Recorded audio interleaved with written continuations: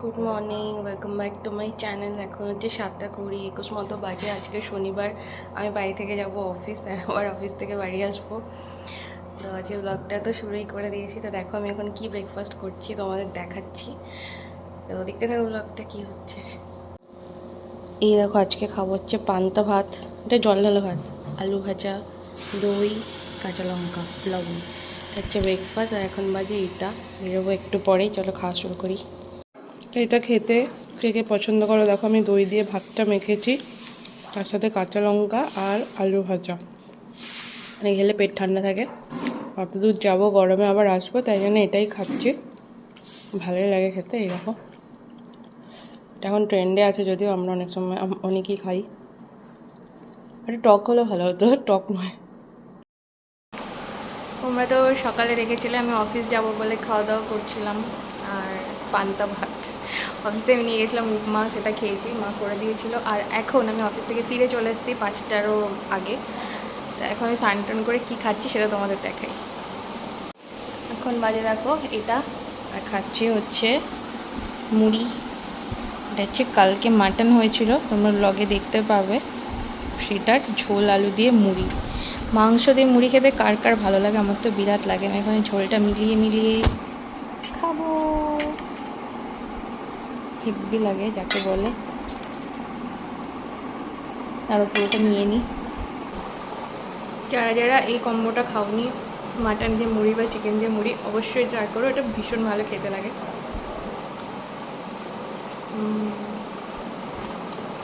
Excellent.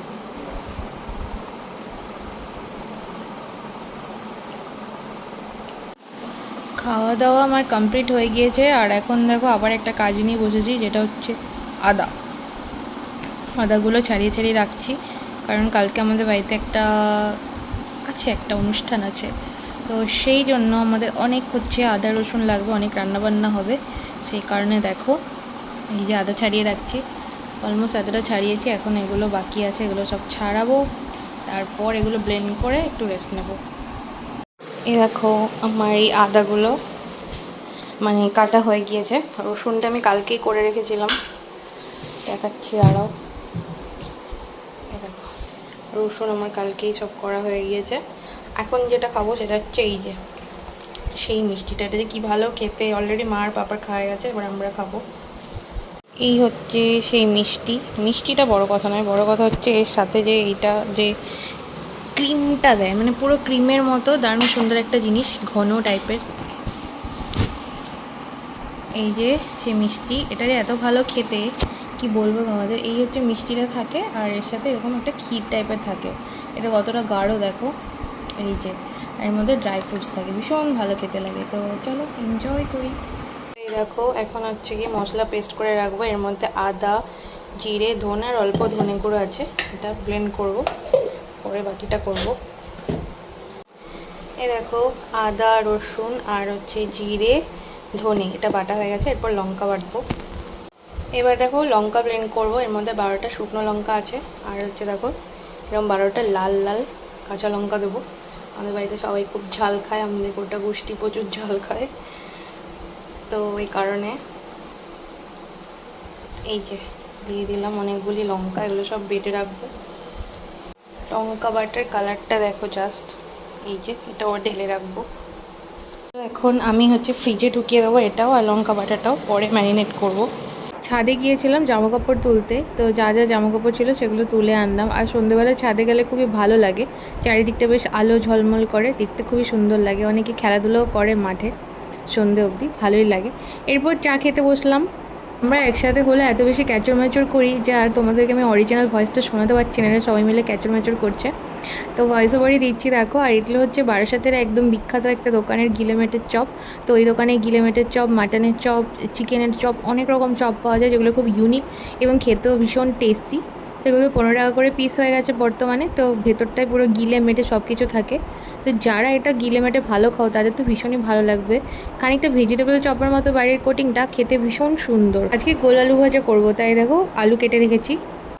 ডাল হচ্ছে এখানে, আমি এখানে আলু ভাজবো। আর এটা কালকের জন্য চাটনি হবে, এখনই করে রাখা হবে। কাটছিলাম সেই সময় একটা দারুণ পেঁয়াজ দেখলাম। এই দেখো কালারটা, দেখো কি দারুণ, এত সুন্দর কালারের পেঁয়াজ আমি প্রথমবার দেখলাম। কি ডিপ আর কি দারুণ। তোমরা দেখেছো এরকম কালারের? এই কালারটা ড্রেস কিনতে হবে, কি সুন্দর কালারটা। ডাল আলু ভাজার সাথে কিন্তু ডিম ভাজা হলে খাওয়াটা খুব জমে যায়। তো ভাত যেহেতু হবেই, তাই আমি দেখো একটা ডিম ভাজা করব। একটা ডিম ভাজা এই জন্যই বলছি কারণ 4টে ডিম একসাথে ফেটে আমি একটাই মোটা কম্বলের মতো ডিম ভাজা করব। এখানে হ্যাঁ ওটা ধরে যাবে। এখানে দেখো ডাল কমপ্লিট হয়ে গিয়েছে, ভেতরে ঢুকিয়ে দিয়েছি। আর এই যে আলু ভাজা হয়ে গেছে, আর ডিমটা এই যে গুলে রেখেছি, এটা ভাজবো। এখানে চাটনি হচ্ছে কালকের জন্য, টমেটোর চাটনি। ভাত হচ্ছে রাতের জন্য।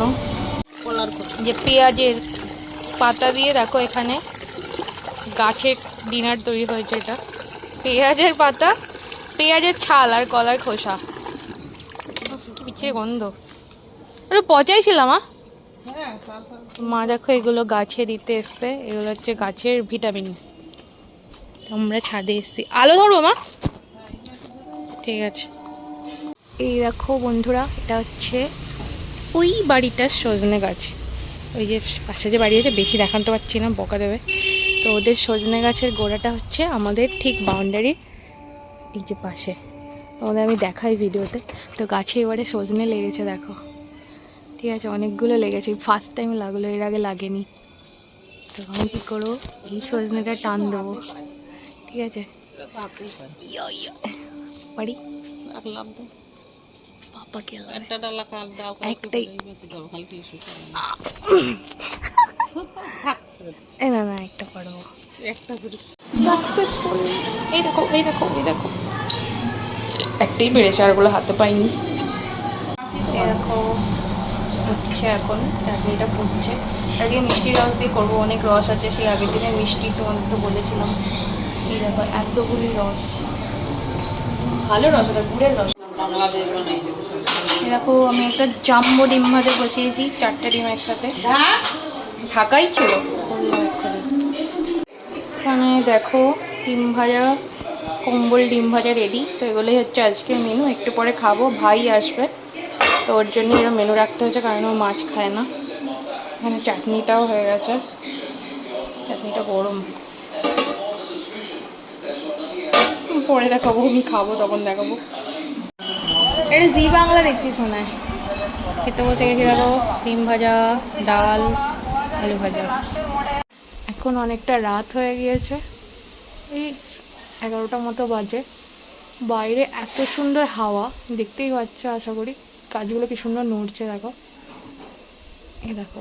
সেই জন্য এখানে বসে আছি বাইরে। ভাই এসছে, ওর বাইক স্কুটি এটা। আমি ব্রাশ করছি এখন।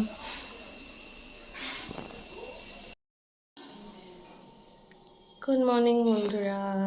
তো আজকে হচ্ছে রবিবার, ছুটির দিন। আর আজকে আমাদের বাড়িতে আছে একটা অনুষ্ঠান, অনেকে নিমন্ত্রিত আছে, তার জন্য চলছে জোর কদমে রান্নাবান্না। আমার একটু উঠতে দেরি হয়ে গেছিলো, যদিও মানে দেরি হয়ে গেছে, আমি জাস্ট উঠলাম। এর আগে উঠেছিলাম, একটু শুয়ে পড়েছি।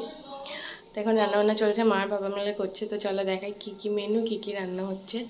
রান্নাঘরের দিকে যাই, চলো।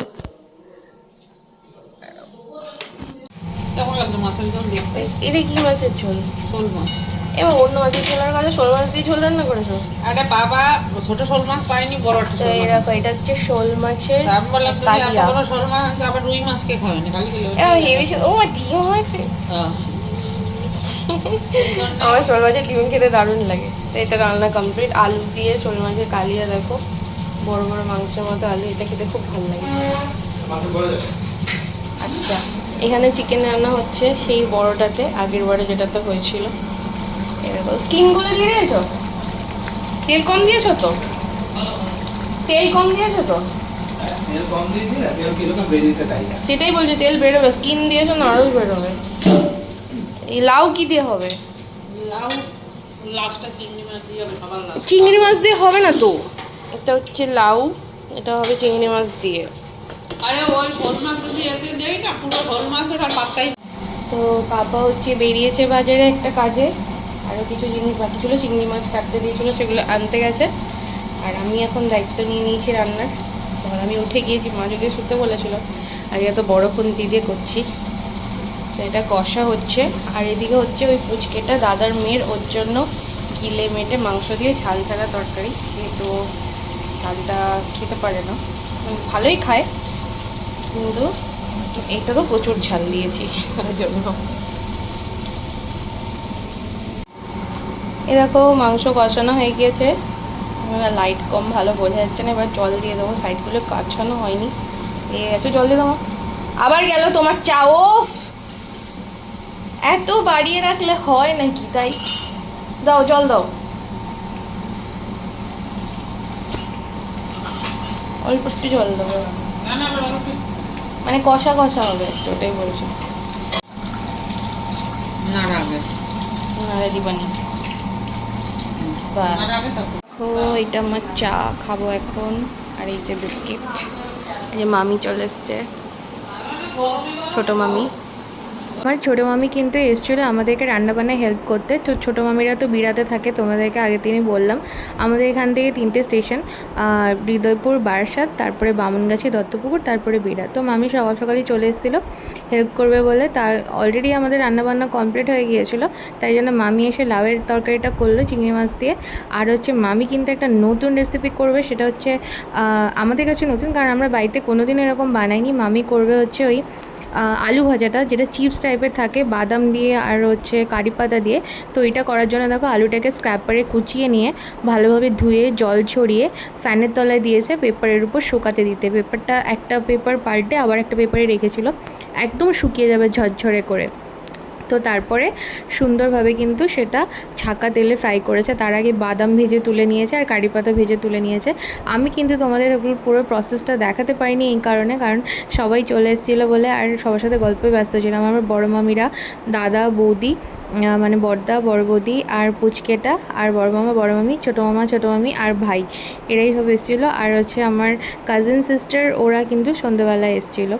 তো ওটার আমার ভিডিও করা হয়নি। আর এই যে সমস্ত রান্নাবান্না, দাদারা মিষ্টি নিয়ে এসেছিলো, আর এই যে ডাল, টক ডাল হয়েছিল, আম দিয়ে টক ডাল, মাংস, মাছের কালিয়া, লাউ চিংড়ি, আর হচ্ছে তোমার ওই চিপস ভাজা, আর হচ্ছে মিষ্টি, চাটনি, এগুলো ছিল মেনু।